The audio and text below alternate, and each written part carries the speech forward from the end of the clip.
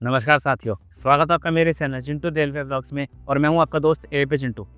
साथियों, भारतीय रेलवे में जो सबसे पहली पोस्ट होती है वो होती है ग्रुप डी की नॉन टेक्निकल में, और टेक्निकल में होती है वो होती है टेक्नीशियन की और एएलपी की। तो ये मेरे काफ़ी साथियों का डाउट होता है, क्या इन पोस्टों पे सिलेक्शन लेके हम एक ऑफिसर बन सकते हैं?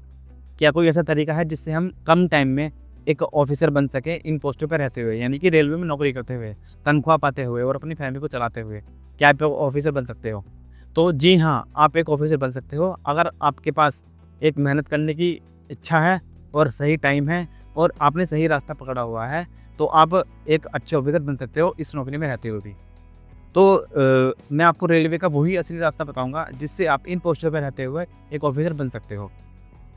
और प्लीज़ वीडियो को बिना स्किप करे देखना, क्योंकि कुछ भी ऐसी इन्फॉर्मेशन जो आपके काम की हो सकती है, वो छूट सकती है। और लास्ट में मैं आपको बताऊँगा एएलपी के लिए और बाकी सभी साथियों के लिए वो ऐसी टिप जो आपको एक ऑफिसर बना सकती है एक कम टाइम में, एक सही रणनीति के साथ। तो सबसे पहले तो क्वेश्चन ये आता है कि आप ऐसे कौन से तरीके अपना सकते हो जिससे आप एक सही डायरेक्शन में जाके कम टाइम में इसको पा सकते हो। तो 4 तरीके होते हैं मेन।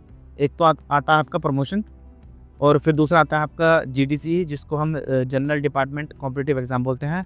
फिर आता है आपका एलडीसी, ये भी एक कॉम्पिटिटिव एग्ज़ाम है, लिमिटेड डिपार्टमेंटल कॉम्पिटिटिव एग्ज़ाम। और लास्ट में आता है आपका डीपीक्यू, डिपार्टमेंटल कोटा जिसको हम बोलते हैं। और हालाँकि एक ऑप्शन और है जिसमें आप ओपन वैकेंसी लेके ओपन मतलब भर्ती आती हैं आपकी जो एनटीपीसी की, एसएससी की या फिर यूपीएससी की, तो आप उसमें भी जा सकते हैं सिलेक्शन लेके। ठीक है? तो सबसे पहले तो क्वेश्चन यही आता है कि क्या हम इन पोस्टों पर रह के ऐसा इतना टाइम दे पाएँगे जो एक नॉर्मल बच्चा या फिर जो नॉर्मल कैंडिडेट है, वो अपना पूरा टाइम दे रहा है। उसके पास नौकरी भी नहीं है, उसको नौकरी लेनी है, तो वो अच्छे से टाइम दे रहा है। तो क्या हम नौकरी लेके अच्छी सैलरी पाते हुए भी क्या हम टाइम दे पाएँगे अपनी नौकरी में करते हुए इतना कि हम सिलेक्शन ले सकें अच्छी पोस्ट पर ओपन में? तो ओपन वैकेंसी के लिए तो भाई आप टाइम दे सकते हो। अगर आपके अंदर जज़्बा है ना, तो आप कुछ भी कर सकते हो, क्योंकि ऐसे मेरे काफ़ी साथी भी हैं जो एएलपी भी हैं और एएलपी में रहते हुए उन्होंने अच्छे एग्ज़ाम निकाल लिए और वो अभी कर रहे हैं फिलहाल जॉब। ठीक है? तो हर किसी की अपनी-अपनी प्रायोरिटी होती है। भैया प्रायोरिटी अगर जैसे मैं हूँ, तो मेरी प्रायोरिटी क्या है? भई मेरी फैमिली भी है, कहीं फाइनेंशियल कंडीशन वीक थी मेरी, तो बहुत सारी कंडीशन होती हैं हर किसी के साथ। तो अगर आपके अंदर जज़्बा है, आपके अंदर आपको दृढ़ निश्चय है कि मुझे करना ही करना है, तो आप कर लोगे। तो अब मैं एएलपी की बताता हूँ। एएलपी में जैसे लोग बाग ये सोचते हैं कि भाई इतनी हेक्टिक ड्यूटी है, अनशेड्यूल्ड वर्किंग है, तो टाइम मिलता नहीं होगा। तो भाई बहुत टाइम मिलता है। अगर आप चाहो तो इतना टाइम है कि आप 9 टू 5 वाले से भी ज़्यादा टाइम दे सकते हो इस जॉब के अंदर। वो मैं आपको बताता हूँ कैसे। वो दरअसल आप जब ड्यूटी जाते हो तो आपका जो काम होता है वो है ट्रेन चलाना। भई आप ट्रेन चला रहे हो, मान लो कहीं स्टेशन पे खड़े हो, तो कभी-कभी ऐसा होता है कि मालगाड़ी में 1-1 घंटे आप खड़े रहते हो इंजन के अंदर। तो आप अपनी एक छोटी बुक ले जा सकते हो जिससे आप पढ़ सकते हो, या फिर आपके आज की डेट में फ़ोन भी है। फ़ोन में आप भई आप जो सिम है उसको ऑन मत रखो, लेकिन आप अगर पढ़ने का इच्छा है तो आप फ़ोन में भी आप पढ़ सकते हो या फिर बुक्स लेके पढ़ सकते हो। ठीक है? और आप running room, other running room जाते हो, तो रनिंग रूम में भी आपके पास टाइम होता है। आपको कभी-कभी ऐसा होता है कि 10-10 घंटे खाना खा के सो के कितना सोओगे? तो 10 घंटे भी हमारे पास इनफ होते हैं कि हम आराम से 3-3 4-4 घंटे पर डे आराम से निकाल सकते हैं एएलपी में रहते हुए भी। तो वो तो भाई आपके अंदर दृढ़ इच्छा होनी चाहिए कि आप कितना चीज़ों को आप प्रायोरिटी दे रहे हो। ठीक है? तो ये तो होती है ओपन वैकेंसी में आप टाइम दे सकते हो, नहीं दे सकते हो। ये आपका डाउट सॉल्व हो गया होगा आई थिंक। तो इसमें जो सबसे पहले आपको जो तरीका होता है वो होता है प्रमोशन। प्रमोशन में सिंपल सी बात है, आप प्रमोशन आप टाइम टू टाइम आप रेलवे में काम करते रहोगे और प्रमोशन लेते रहोगे आपको अपनी रिकॉर्ड सर्विस रिकॉर्ड के अनुसार। तो आपकी जो सीनियरिटी है उसके बेसिस पर आप प्रमोशन लेते रहोगे। तो जो ये प्रोसेस होता है वो थोड़ा-सा लंबा प्रोसेस होता है और इसमें आप क्या है, एक लिमिटेड स्टेज तक जा सकते हो। मतलब आपको एक भई आप अगर ग्रुप डी में हो, तो ग्रुप डी से ग्रुप सी तक जा सकते हो, ग्रुप बी तक नहीं जा सकते, वो बहुत मुश्किल है, ठीक है? या फिर अगर आप ग्रुप सी में हो, तो वो ग्रुप सी से ग्रुप बी में जा सकते हो, या फिर आप ग्रुप सी में ही रह जाओ। तो ये प्रमोशन के तरीके हैं। और ग्रुप ए तक तो इसमें आप नहीं जा सकते, क्योंकि इसमें प्रमोशन में इतना लेवल नहीं होता कि आप इन बेसिक पोस्टों से आप ग्रुप ए ऑफिसर बन सकते हो। तो वो तरीका मैं आपको बताऊँगा, वो तरीका क्या है आगे। तो आप प्रमोशन में जैसे आप ग्रुप डी की बात ले लो, ग्रुप डी में आप ट्रैकमैन लगो या फिर हेल्पर लगो।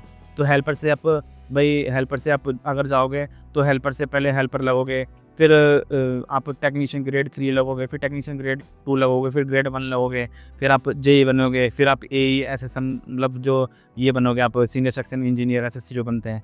तो इसमें जो प्रोसेस है वो काफ़ी लंबा हो जाता है और रिटायरमेंट तक आते-आते आप जेईई तक रिटायर्ड हो जाते हो। तो ये थोड़ा सा लंबा प्रोसेस है। और जैसे अब टेक्नीशियन में भी यही प्रोसेस है भाई, टेक्नीशियन ग्रेड 3 रखते हो तो उसमें भी आप एसएससी या फिर एडब्ल्यू तक जा सकते हो, उससे ऊपर नहीं जा सकते, ग्रुप बी तक जा सकते हो उसमें। और एएलपी में तो भाई, एएलपी में आप क्या है, ग्रुप सी से ग्रुप सी में ही रहोगे। एएलपी से आप, आपकी सैलरी तो अच्छी रहेगी लेकिन आप ग्रुप सी में ही रहोगे और ऑफिसर नहीं बन सकते आप उस पे। एएलपी से आप सीनियर एएलपी बन सकते हो, एलपीजी बन सकते हो, एलपीपी बन सकते हो और एलपीएम में आप रिटायरमेंट ले सकते हो।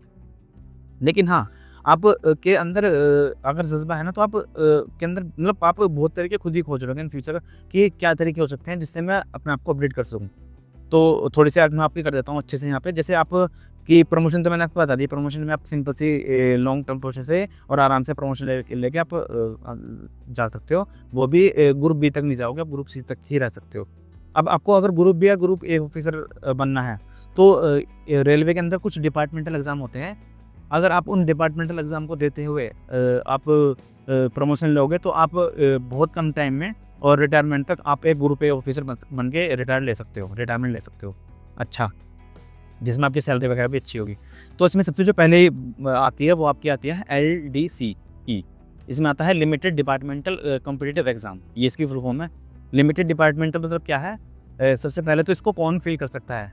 जो रेलवे के एग्जिस्टिंग एम्प्लॉय हैं और वो सेम डिपार्टमेंट में है, तो वो सेम डिपार्टमेंट से ही प्रमोशन ले सकते हैं। ये एलडीसी की खासियत है भाई।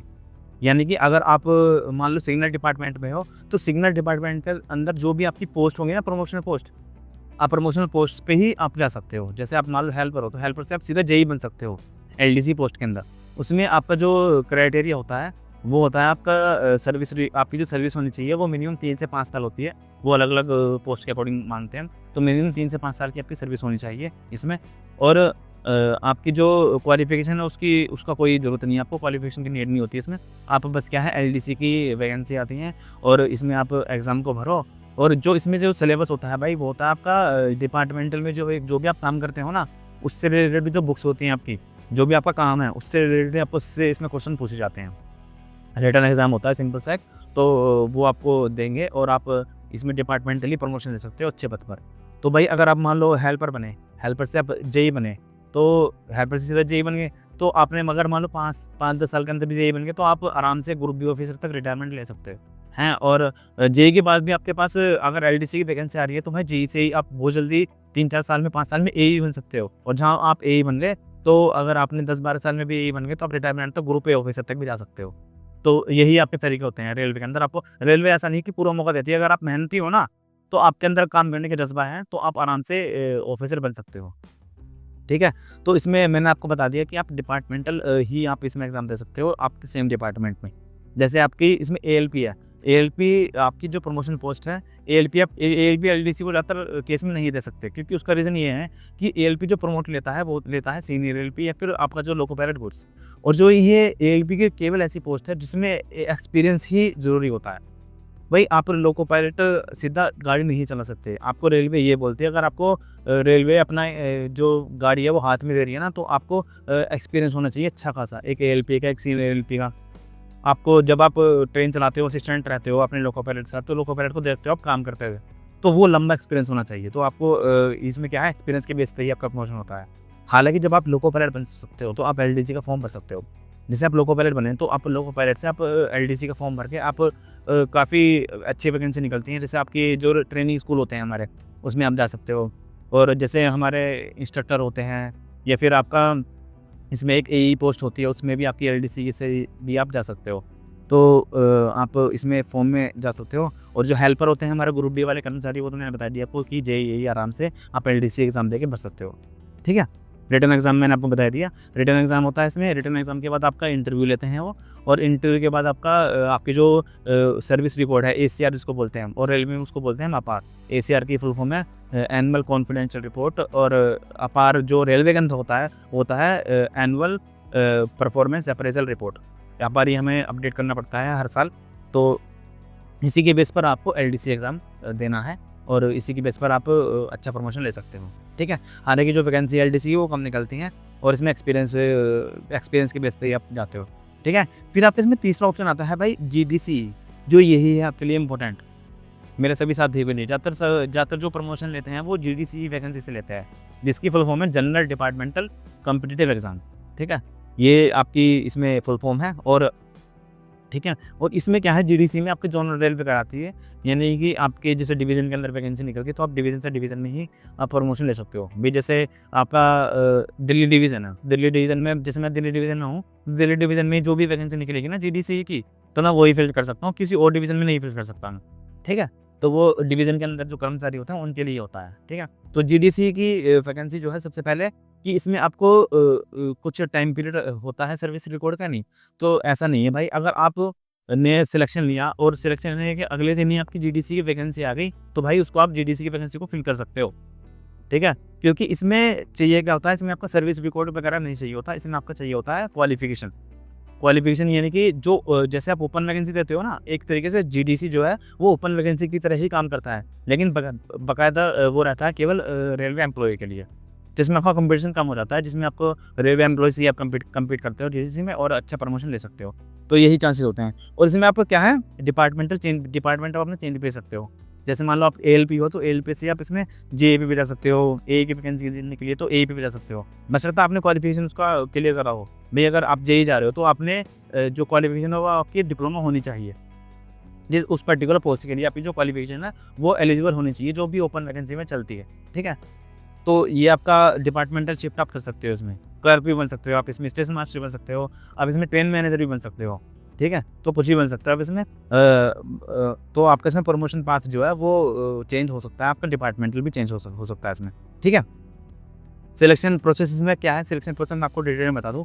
इसमें जो होता है सबसे पहले सीबीटी होता है आपका, कंप्यूटर बेस्ड टेस्ट होता है, और इसमें अब नोटिस भी आ चुका है कि जो उसको कराती है वो कराती है। पहले तो रेलवे बोर्ड कराते थे, मतलब जो डिवीज़न है वो कराता था। अब क्या है, इसमें जो है आरआरबी कराती है, रेलवे रिक्रूटमेंट बोर्ड, वही कराएगा, जिससे जो इसमें पारदर्शिता है, जो ट्रांसपेरेंसी है सिलेक्शन की, वो अच्छी हो। क्योंकि काफ़ी लोग पकड़े गए हैं इसमें, जो इसमें चीटिंग वगैरह काफ़ी होती थी डिवीज़न के अंदर। तो अब ऐसा नहीं होगा, अब इसमें जो है आरआरबी ही सब कुछ संभालेगा और रेलवे रिक्रूटमेंट बोर्ड ही इसका जीडीसी का पेपर कराएगा रेलवे वालों का। बाकायदा आपका कंप्यूटर पे स्क्रीन पे पूरा पेपर होगा, जैसा आपका ओपन वैकेंसी में होता है, ठीक है? तो वो आपका प्रोसेस होगा। इसमें सीबीटी 1 होगा, सीबीटी 1 में जो इसमें आपका एग्ज़ाम पैटर्न है, वो एग्ज़ाम पैटर्न में आपका वही क्वेश्चन होते हैं, जैसे एनटीपीसी का सीबीटी 1 देते हो ना आप, वही उसी टाइप से होता है। इसमें आपके 100 से 120 क्वेश्चन होंगे और आपको 90 मिनट या फिर जो भी टाइम है वो मिलता है, 1.5 घंटा, 2 घंटा वो टाइम मिलेगा। और इसमें मान लो आपके 100 क्वेश्चन है, तो अगर आपकी मान लो कोई ट्रेड ऐसी है कि उसमें मान लो जेईई की ट्रेड है, आपको जेईई में जाना है, तो जेईई में जैसे आपको इलेक्ट्रीशियन बनना है, इलेक्ट्रीशियन की ट्रेड है, तो इलेक्ट्रीशियन में आपको इलेक्ट्रॉनिक्स आपने करी हुई होगी, भाई क्वालिफिकेशन मांगता है इसमें, तो आपको क्या है, इसमें कुछ पार्ट जो है वो ट्रेड का भी पूछता है।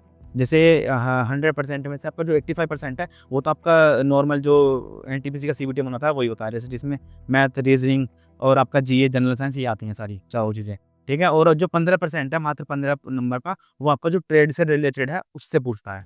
तो ये आपका हो गया जो इसमें एग्ज़ाम पैटर्न होता है, ठीक है? उसके बाद फिर आपकी जो मेरिट लगती है, मेरिट के बेस पर ही आपका सिलेक्शन होता है। और बाकायदा मान लो जो भाई जिस पर्टिकुलर टेस्ट उसके लिए पोस्ट के लिए आपका जो मेडिकल है, डीबी है, जो आपकी लगता है वो तो लगेगा ही। जैसे आपको ग्रुप डी से मान लो आप एएलपी जा रहे हो, तो एएलपी में जो 6/6 का मेडिकल है वो आपका ज़रूर माँगते हैं। तो आपका डीबी भी होगा और उसमें मेडिकल भी होगा और लास्ट में आपका सिलेक्शन हो जाएगा प्रमोशन लेके, ठीक है?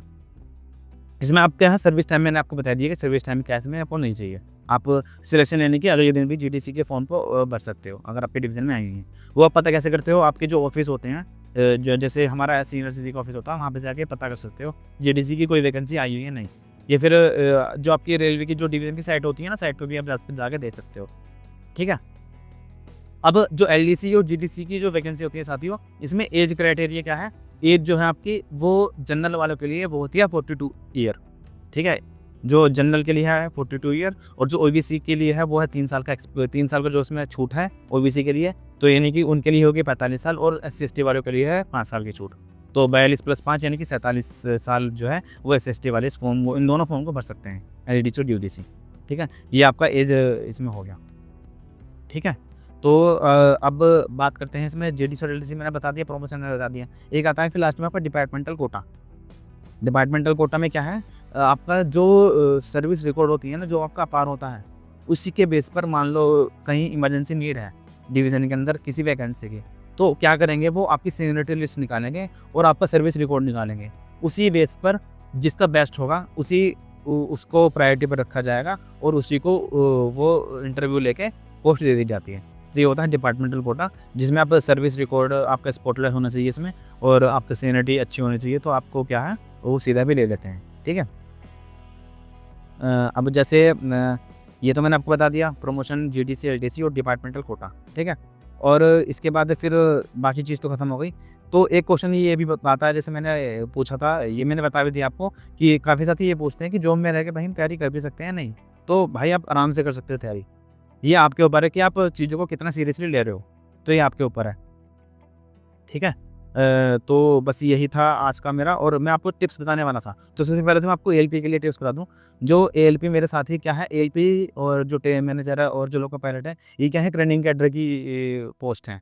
यानी कि इसमें आपको चलना पड़ता है, आपको ट्रेन चलानी पड़ती है।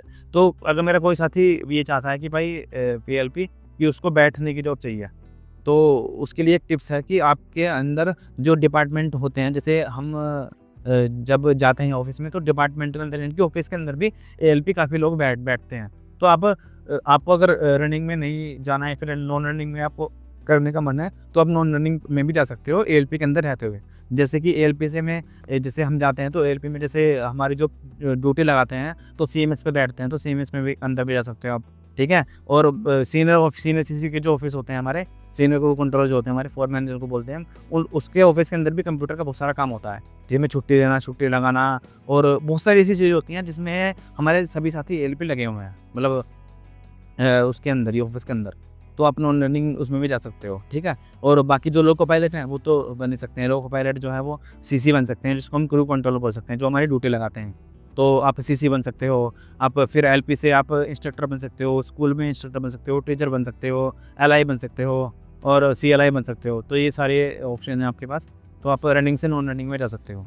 ठीक है। और बस यही था। और बाकी मैं सभी साथियों के लिए टिप्स ये दूंगा, भाई जब भी आप जॉब कर रहे हो ना, तो आप जो अपना सर्विस रिकॉर्ड है वो स्पॉटलेस रखो, मतलब सर्विस को अच्छे से रखो। और अगर आपको ऑफिसर बनना है ना, तो अपना सर्विस भी अच्छी रखो, और सीनियर जो है हमारे, उनसे सीखते रहो। ठीक है। और जो डिपार्टमेंटल की बुक्स हैं उनको भी पढ़ते रहो, क्योंकि एलडीसी में जो है वो डिपार्टमेंटल तरीके से ही पूछता है, और जीडीसी में ही पूछता है थोड़ा बहुत। तो डिपार्टमेंटल आपको नॉलेज अच्छी होनी चाहिए। ठीक है। और सबसे ज़रूरी बात भाई, अगर आपको ऑफिसर बनना है ना, तो जीवन में कभी हार मत मानो, और अपने आपको क्या है, कभी भी साथियों, कभी भी एक जगह रुको मत, अपने आपको जीवन में अपडेट करते रहो। अगर आप जीवन में अपने आप को अपडेट करते रहोगे ना, चीज़ों को सीखते रहोगे हर दिन, तो आपको खुद पता नहीं चलेगा कि एक दिन हम कहाँ पहुँच गए। तो बस यही तरीका है, एक नीचे वाले की जॉब से एक अच्छा अफसर बनने का मौका आपको मिल सकता है। अगर आपकी सोच अच्छी है, आपकी मेहनत करने लायक हो आप, लेकिन मेहनत करने में बिल्कुल झिझकते नहीं हो, तो आप बन सकते हो आराम से। ठीक है। तो बस यही मेरी आज की वीडियो थी, और वीडियो अगर अच्छी लगी तो भाई लाइक करो, और ऐसी ही वीडियो में इन्फॉर्मेशन आपके लिए लाता रहूँगा ज़रूर। ठीक है। ज़रूर चैनल को ज़रूर सब्सक्राइब करो, क्योंकि सब्सक्राइब नहीं कर रहे भाई, व्यूज़ तो अच्छा आ रहे हैं मेरे, सब्सक्राइब नहीं हो पा रहे, तो सब्सक्राइब भी करो, क्योंकि तभी आपके लिए मैं अच्छी वीडियो लाता रहूँगा। ठीक है। और जो मेरे साथी तैयारी में लेके हुए हैं, फिर जिनका सीबीएटी का पेपर है, उसको भाई गुड लक, आप अच्छे से एग्ज़ाम देखो, और एग्ज़ाम में फोर्ड का हो पेपर, और मेरे से आके मिलो, हम दोनों, हम सारे मिलके मतलब अच्छे से देश चलाएंगे बढ़िया, और अच्छी चीज़ें सीखेंगे जीवन के अंदर। तो मिलते हैं एक नेक्स्ट वीडियो में एक अच्छी इन्फॉर्मेशन के साथ, तब तक के लिए जय हिंद, जय भारत, नमस्कार।